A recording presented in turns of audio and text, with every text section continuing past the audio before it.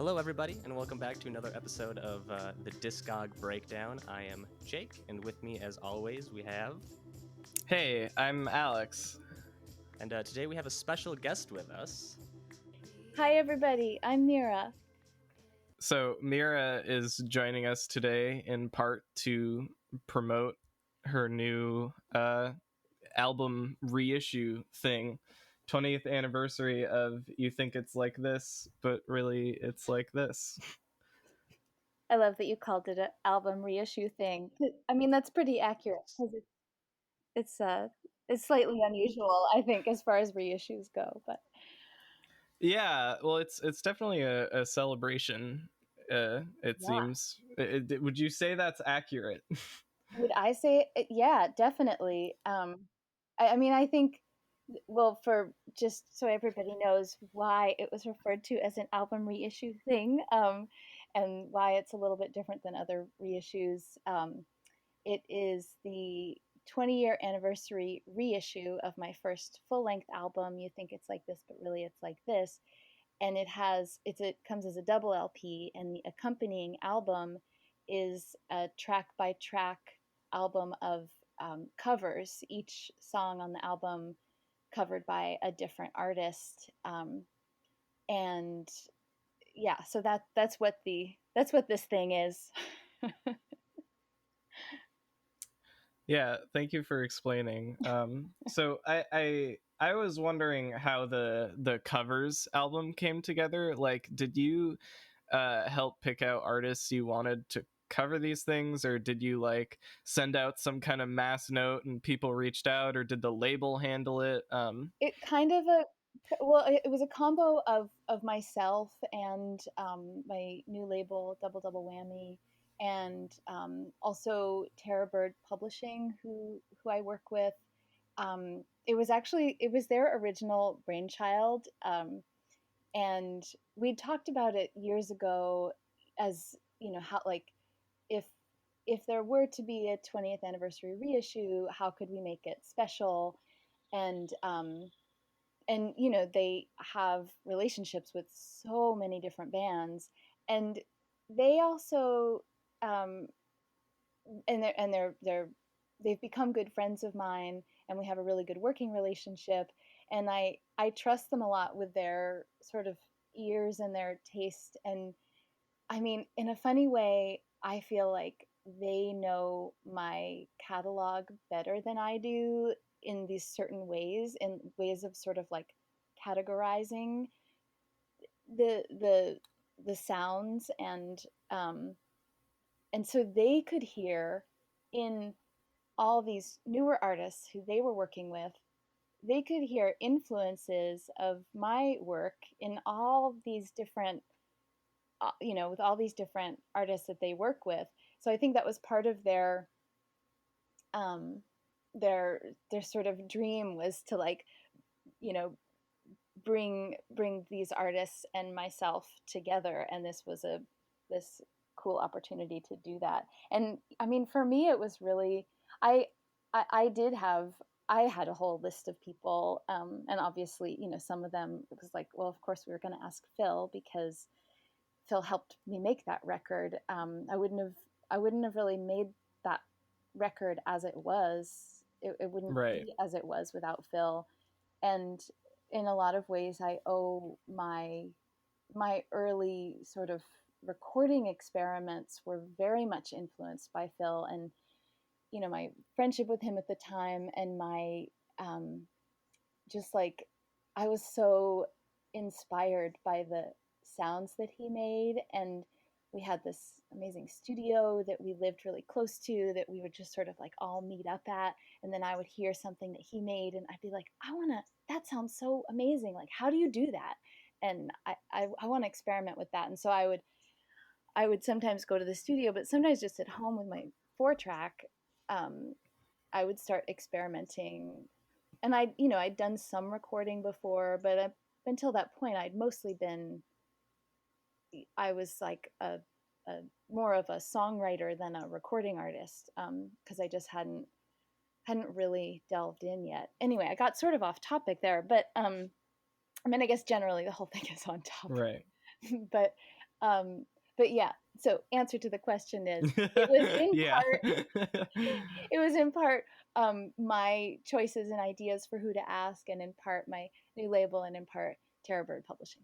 The end of the answer. Thank you. You're welcome.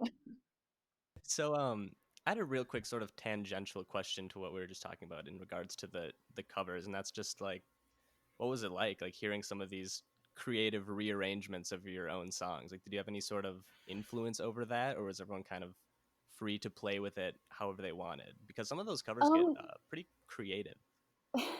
Yeah, definitely.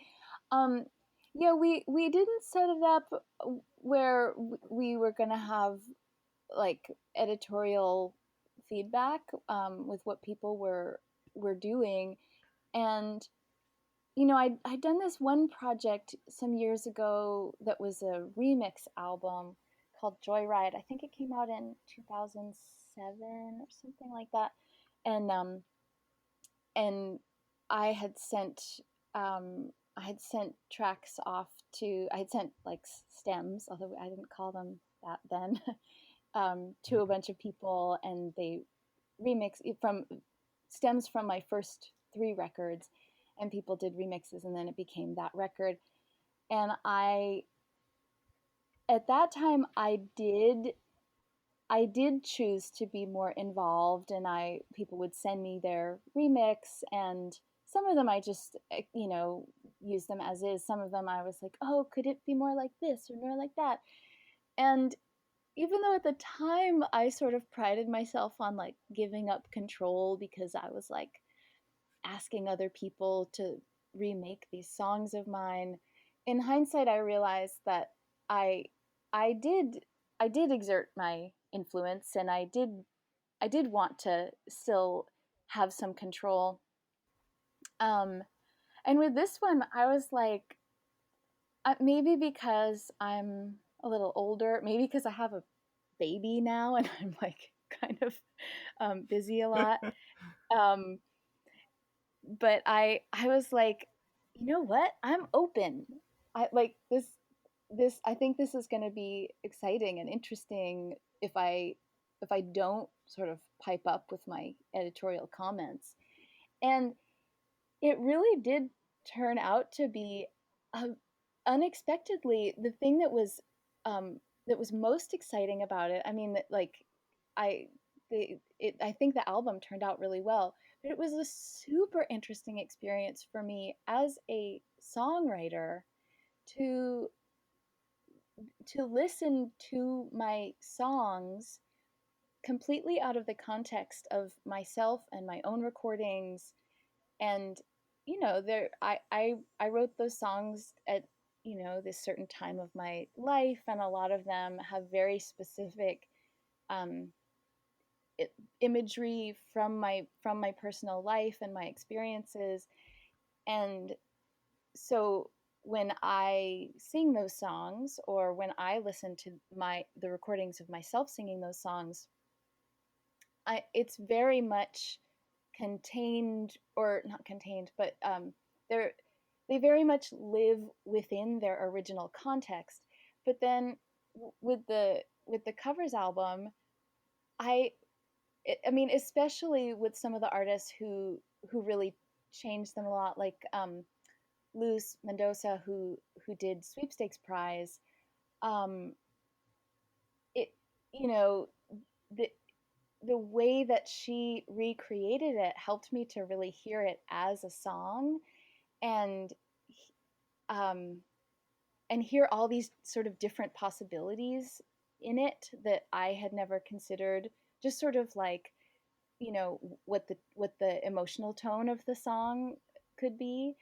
And so I would just say that as a songwriter, it was like a really cool experience to get to have perspective in that way. It's unusual to have that. Or I'm not a person who like writes songs for other people. I'm not that kind of, or I haven't yet become that kind of songwriter. So this was my first experience of it, and it was really cool. Right. I imagine it must be kind of useful in a way, even though this is really old work for you. Like I was 5 when this album came out, but I uh, love that.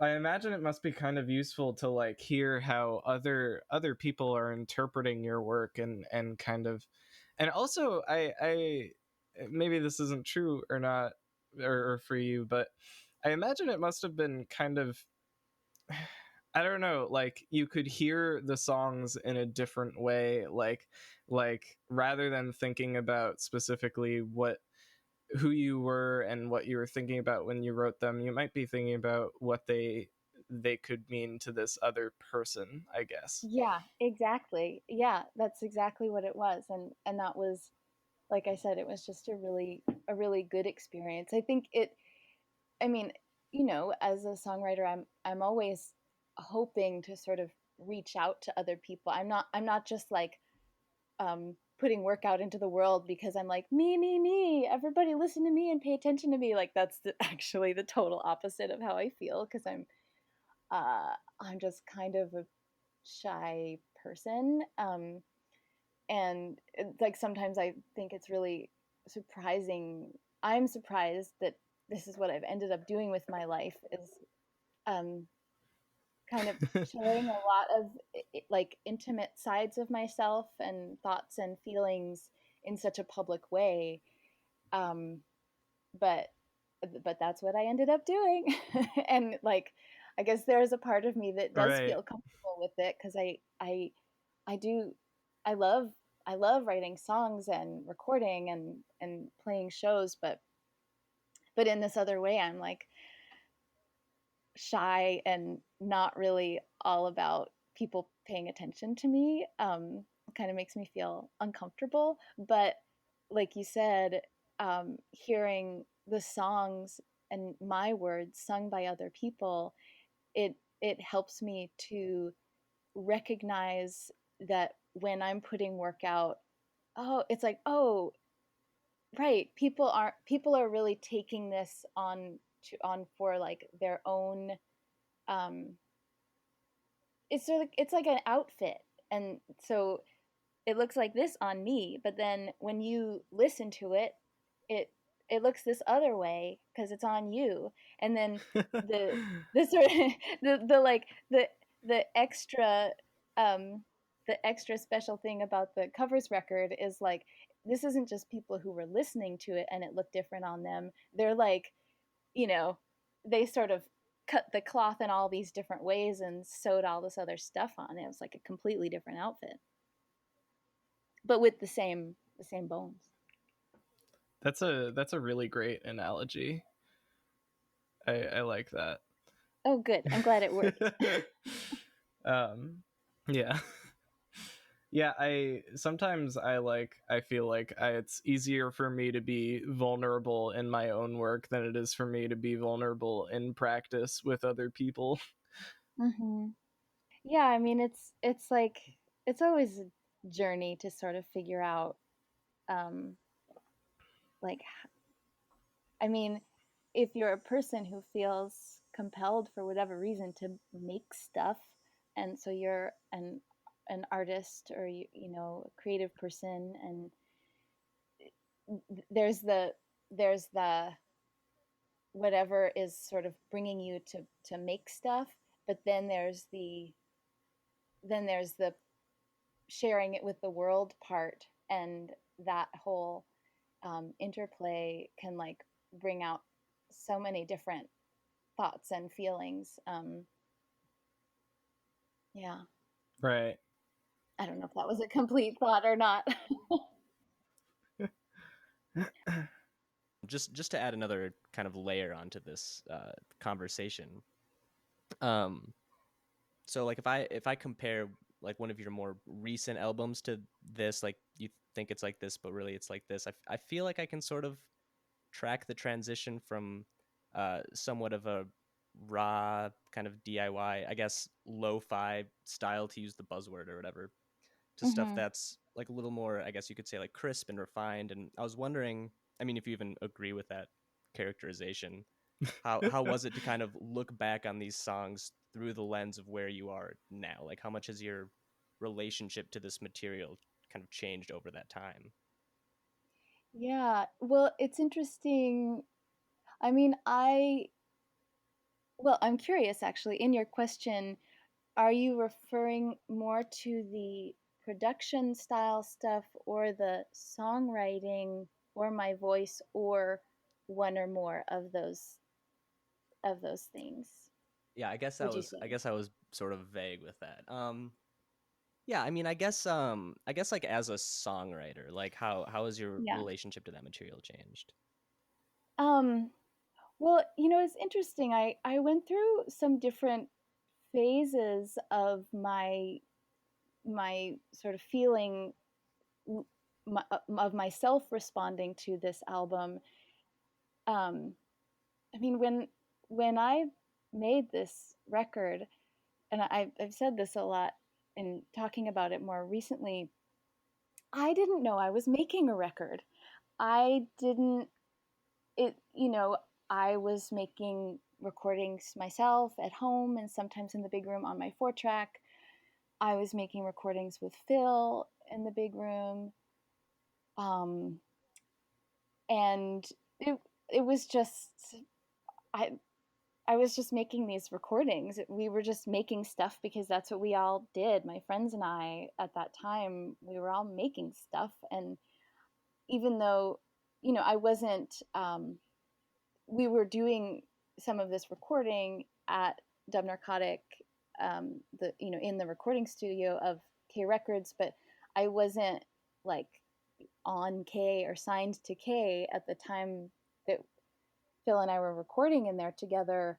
Um, Phil was just like my friend who had a key, and and after the album came out, then I had my own key, and then I after the album came out, then I was like on K. But when we were making these recordings, I didn't even know I was making a record, so I was completely unself conscious about any of it because the process of writing the songs and recording had no relationship in my mind to the any process of sharing it with the world, of it being mass produced. And also, if you can imagine, I know you two are both a little younger than me, but this was like way, way early in internet times. Like we had email, and I can't remember when MySpace started, but it was like maybe around then, but not quite yet. It was like there digitized Yeah. music, and Right. even file sharing wasn't a thing, or, like Napster didn't even exist yet. Like this was it, because of the times and because of who I was and where we lived and all these different factors, my songwriting and recording exploits were had nothing to do with um, sharing this work with the world, or feeling like I was making a record or that it was like this big thing at all. And so it allowed me to be completely unself conscious, um, which is so amazing for me to think about now. And I wonder actually if any, like younger people who have grown up with all of these tools, which are amazing tools. I have my critiques, but like social media tools, home recording tools, all this stuff. Um, it's all so immediately connected to sharing it with the entire world as soon as it's made. Um, that I wonder if people still get to have the experience um, of being unself conscious and just sort of like private and alone in the experience in a good way. I'm curious. I'd love to hear from people about that. So I actually I've been thinking about this. Um I've found that I have to create that for myself, because well, I don't know, like I'll share a piece of work on Instagram or something, but I realized, I don't know, for a little bit I was trying to post every day or something, but eventually I realized it was affecting how I was thinking and feeling about the Yeah. work. Yeah. Like, no longer was I just sort of like making it because it was what I felt and how I wanted to kind of express it. I was also like, there was a little voice that was thinking about, you know, like how it's going to be received, or like what certain people could take away from it. And Yeah. I've had to like change my approach, Mhm. because I don't want that. Yeah. And I mean, I I do think that there are um there are useful things. It's not I don't have a completely negative take on those, how those tools are just so available to everyone right now. And but it is interesting to hear you say that, because for me, in my experience, I really enjoyed being able to make my first full length record in such a you know kind of like almost naive to any of the impacts of like putting work out into the world and then it's there forever. you know that was just like not, um I didn't have to worry about that, even though it is still there. But at the time, I didn't have a consciousness of it, and it wasn't part of my Right. plan. I was just like, literally, I was just like messing around and having fun, and so, and I can hear that in the songwriting, and also a lot in the, in it, not just our production choices, but like, I guess it can be called a production choice to like not tune anything. We had a piano that we used all the time, and maybe it had gotten tuned here or there at some point. But I mean, as much as I love listening back to these recordings, like there are a lot of out of tune instruments, and Yeah. um, and a lot. We were recording onto tape, and we weren't like massively editing at every step of the process. um that just wasn't, most things were, you know if not first takes, they were at least in like whole takes. It wasn't like we weren't comping my vocal or anything. It's just like I just sang the song.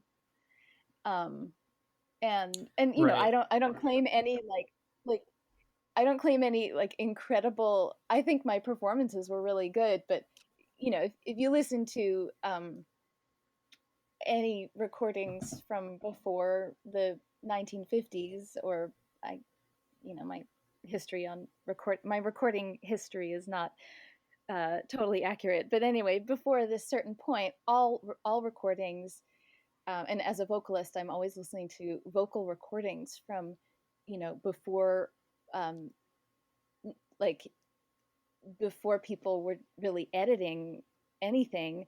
And I'm like, man, you just sang that like it came out perfectly, and you had the mic placed perfectly, and it's incredible. And so I don't I I love all the recordings that I made back then. I don't claim any of that perfection that I hear in a lot of earlier recordings, but it sure was freeing, like I wasn't um I wasn't creating with uh I wasn't creating at the same time as I was editing, which is actually, and I do use Pro Tools now, and I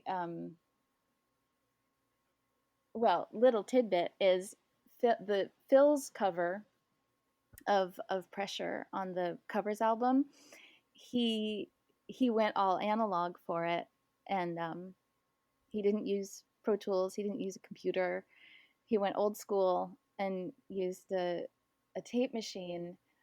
And after he recorded it, he was like, "I think I'm going back," because the experience is really different.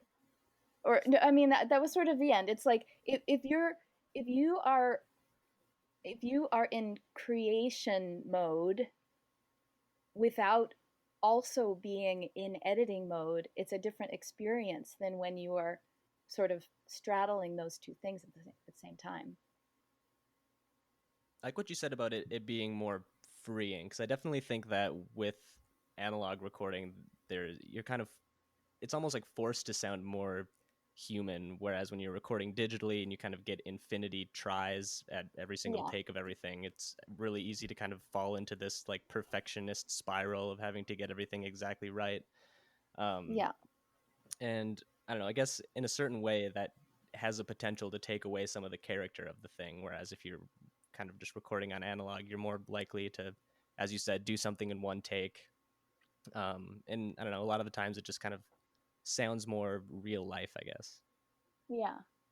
Yeah. And I mean, you could think of it as I mean, it's somewhat exposing, but then you get to, it's, yeah, it's just, it's real life. It's real, it's real time. And, I mean, like I said, I do use Pro Tools now, and I do think that there is plenty of possibility for utilizing, digital recording tools and still capturing authentic performances and creating really amazing recordings. Um, but it's sort of like you have to conscientiously choose to be working that way if you have such an incredibly precise tool. It's sort of like Right. it's sort of like all of a Right. sudden you really do have 10 hands, so like you're like, wow, I can do 10 different things at the same time because I have 10 hands now. um but it's just different. It's different. Yeah. Um, so Jake, unless you have something you want to say to that, I kind of have a slightly tangential question. Yeah, go for it. So I was kind of like, I don't know, a lot's been said by, I earlier today I listened to, actually, yes, okay. Earlier today I listened to that Talkhouse podcast that you did with Phil Elverum, Oh and yeah, that's fine.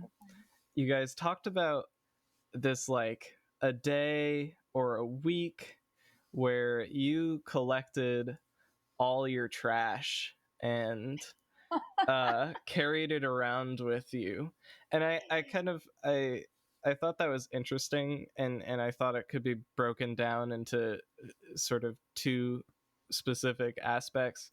One which is like it's kind of research in a way. Mhm. It's like informal, um or no, informational, sorry. uh Mhm. and um and then the other aspect is that it's kind of a performance piece in a way. Yeah. And I was wondering what your relationship to other kind of mediums of art is like. Do you do other things beyond the music a lot, or is it kind of like that's very much where your focus is? Well, it is a good question. I mean, I've never identified as a visual artist, and which is, it's sad for me that I have like insecurities about my sort of visual aesthetic sense. Not just in like what I like or what I don't like, but I I've been surrounded my whole life by visual artists, artists of all different kinds in my family and friends throughout my life.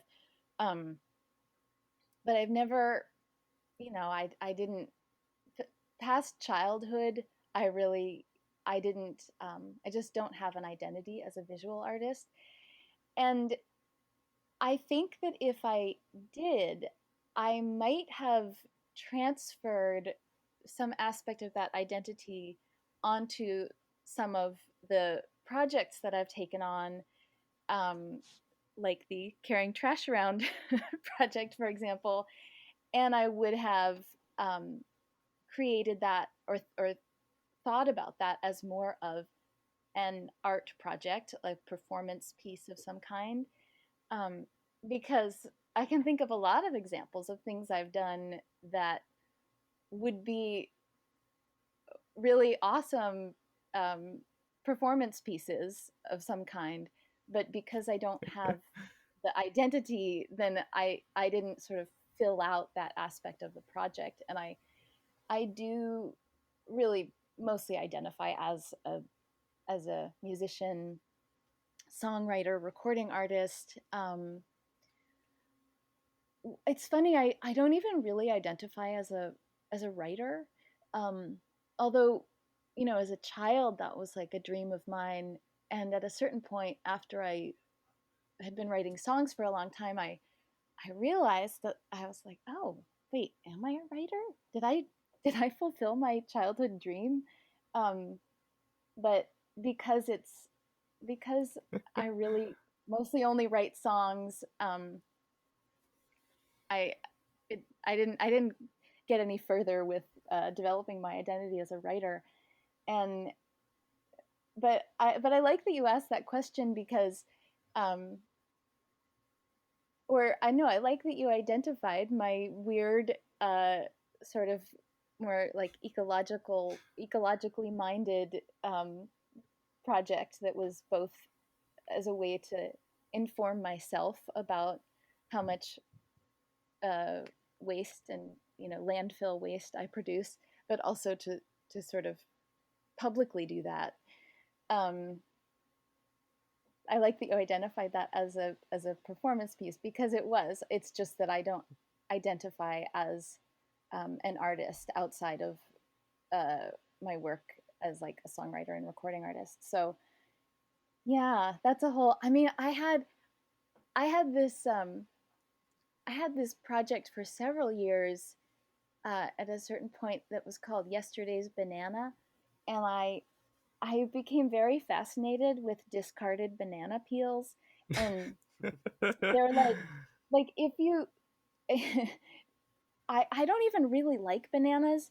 I have a little baby now, and so there are like often bananas around, and I'm just like, what is this food? I think they're I'm not the biggest fan of bananas, um, but they're America's favorite fruit apparently, and I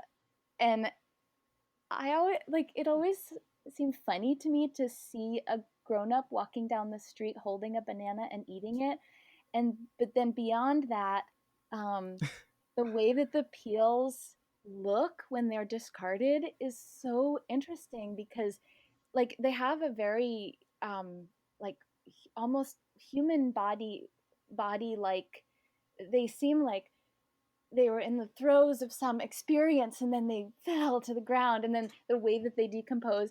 Anyway, I had this whole project that was on oh my god, wait, before Instagram, Tumblr.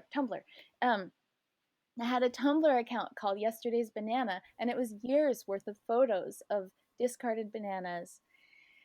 With the crowning moment of that project was when I was in Seoul, South Korea, on tour, and we had like climbed up to this mountain that was like just outside the city, and we were on the top of this amazing view, and right over the railing on this sort of, you know, rocky precipice was a discarded banana peel, and I took a picture of it, and then like, you know, the city was in the background. It was like amazing.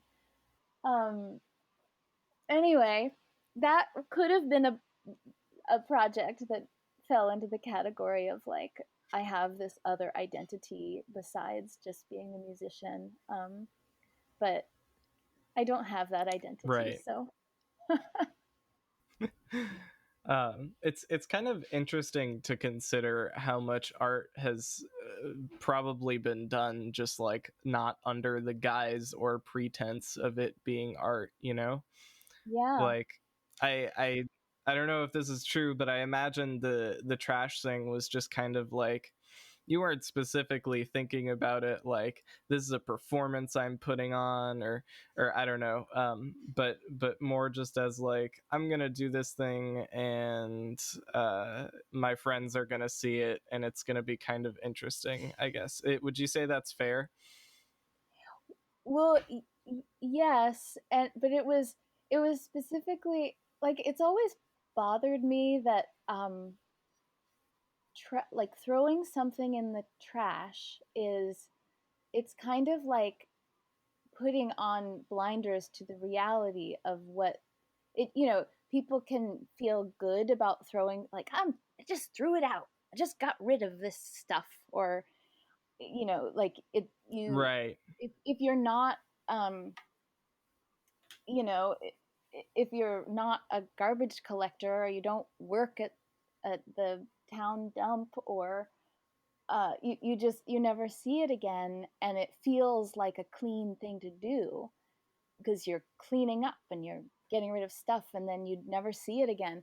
But really, it's like then someone else digs a hole and sticks it in the hole. So I was always like, everyone should dig their own hole for their own trash. That's how it should be. No, you shouldn't just like, put it in this can and then someone else takes care of it and someone else takes it away. Someone else digs the hole. Everyone should dig their own. I mean, I guess I meant it literally, not the figurative way of this phrase, but I was like, people should dig their own hole. Um, and that's why it was like, yeah, I'm gonna keep everything that would have gone in the garbage can, and I'm gonna wear it in a bag around my waist, because I want to know what I would otherwise be expecting someone else to bury in a hole for me, and it's gonna take forever to go away, and I want other people to see it too. So that there was uh, I didn't think of it as like a performance aspect. I thought of it as like a communication and educational aspect. Right. Yeah. It is hard to like contextualize how much trash you accumulate throughout the day, because I Yeah, went camping in the Grand Canyon like 4 or 5 years ago, and when you go camping in there, they of course kind of make you take your trash with you because they don't want a bunch of yeah, trash inside the Grand Canyon. And just camping, which is a pretty like minimalistic living style, everybody accumulated tons of trash just in the one day. yep, yeah. It's a good experience for people to see it. There's something about this that feels really emblematic of American culture. I Yeah, don't know, absolutely. just I just yeah. And it's also Hmm. just a funny image to imagine collecting trash in the Grand Canyon. Pack it in, pack it out. So I was wondering if like what the reasoning was behind choosing this album specifically for the reissue. Like, not to say it doesn't deserve it or something, but like, are you planning to do any more, or was there just like something about this record specifically that you felt like warranted this kind of treatment and approach? Well, I mean, it was my first full length record, and Right. and it's the 20-year anniversary, so it was sort of it. There was a lot about that made sense to commemorate that in some way, um, in a unique way. I when I did that remix record, it was like it was kind of like, well, I guess it'll be of like greatest hits of my first three records because they actually all came out within a few years of each other. Since Come On Miracle, my uh, at least my full length solo records have been more like every 5 years, although there've been a number of collaborations or side projects and things that have come out in between those sort of those 5-year releases. But I mean, you know, I wish that I could do a sort of full treatment. You know, my second record, Advisory Committee, the first track is Cold Cold Water, and that in a lot of ways what was, I feel like, as I recall, it was also a long time ago, but it was, I mean, it was a big undertaking for Phil and I to record that song.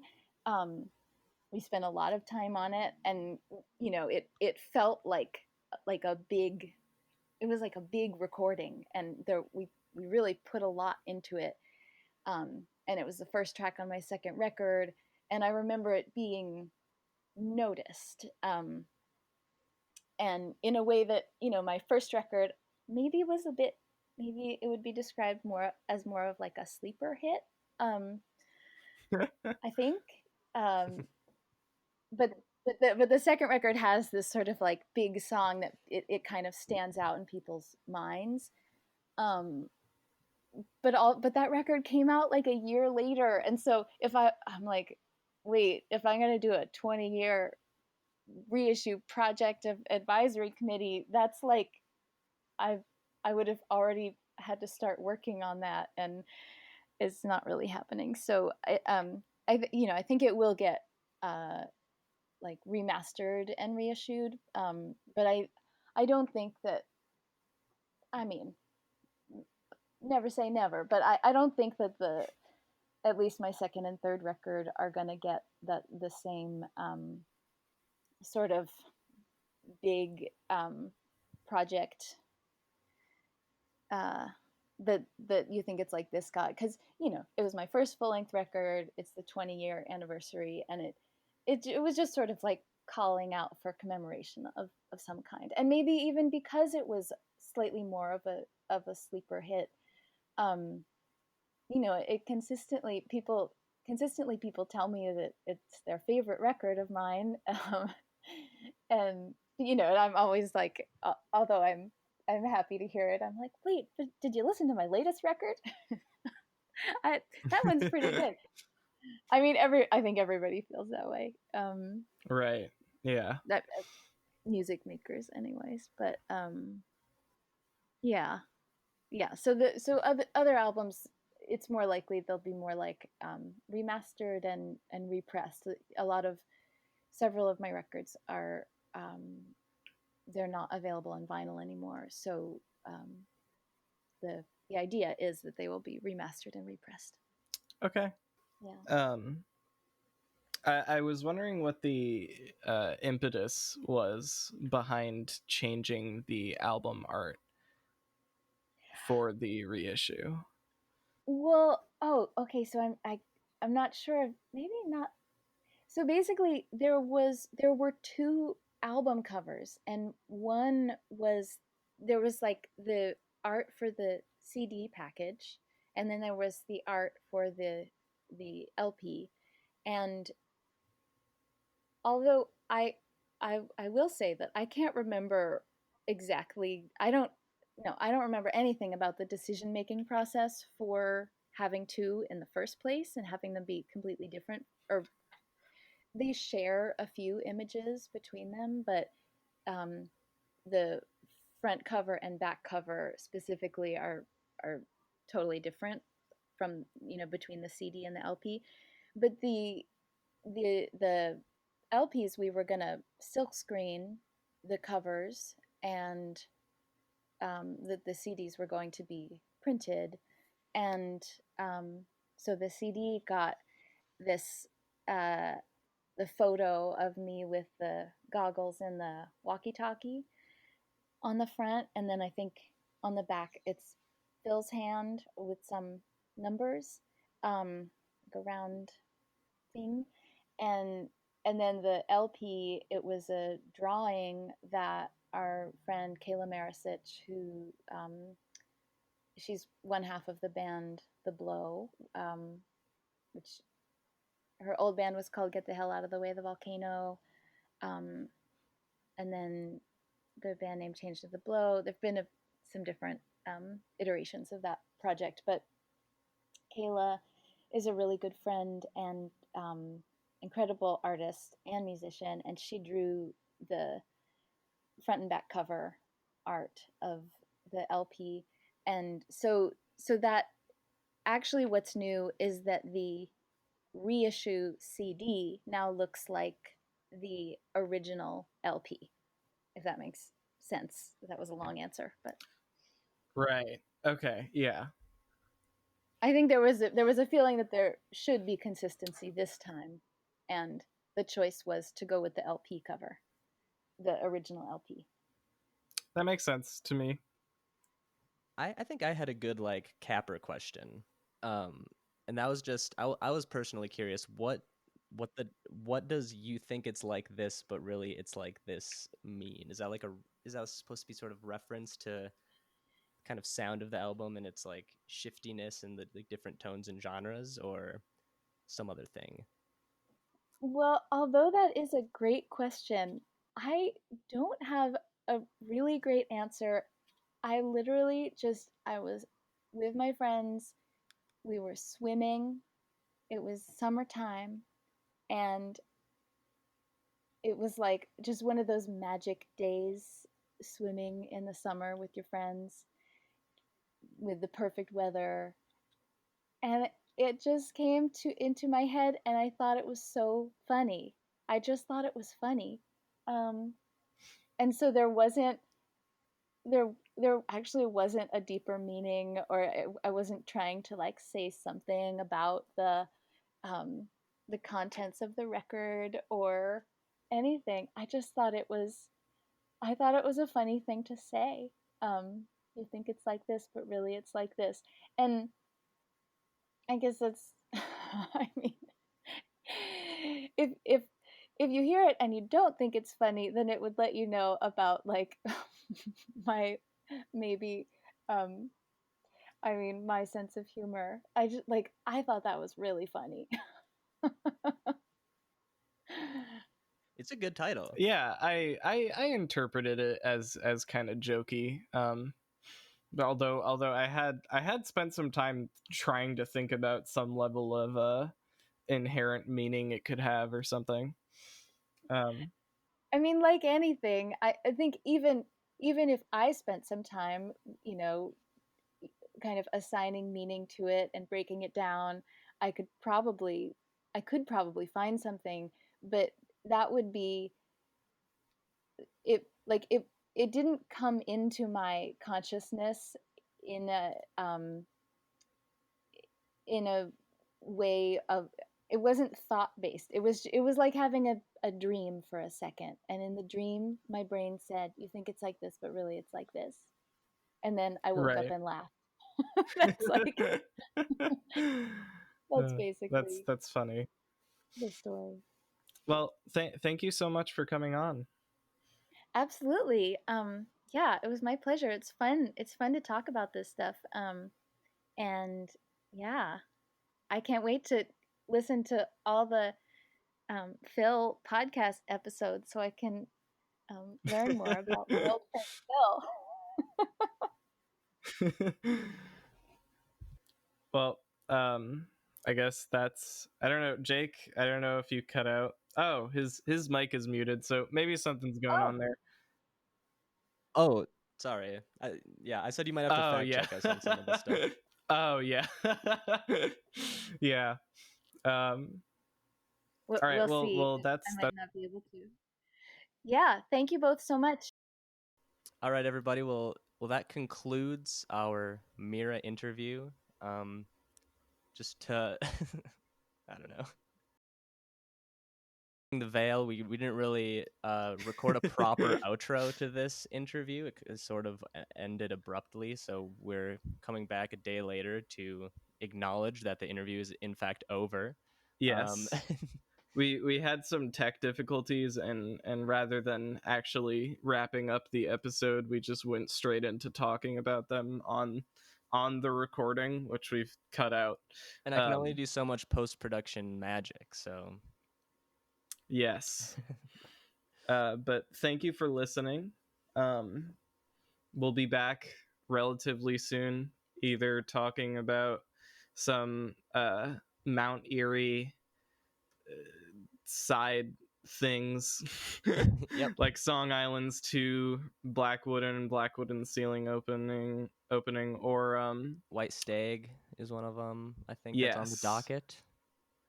And then there's also a possibility we'll just come back and talk about something else. This is true. like Clear Moon Ocean Roar. That's true. Yeah. Well, thanks again. Yes. Goodbye, everybody. Goodbye.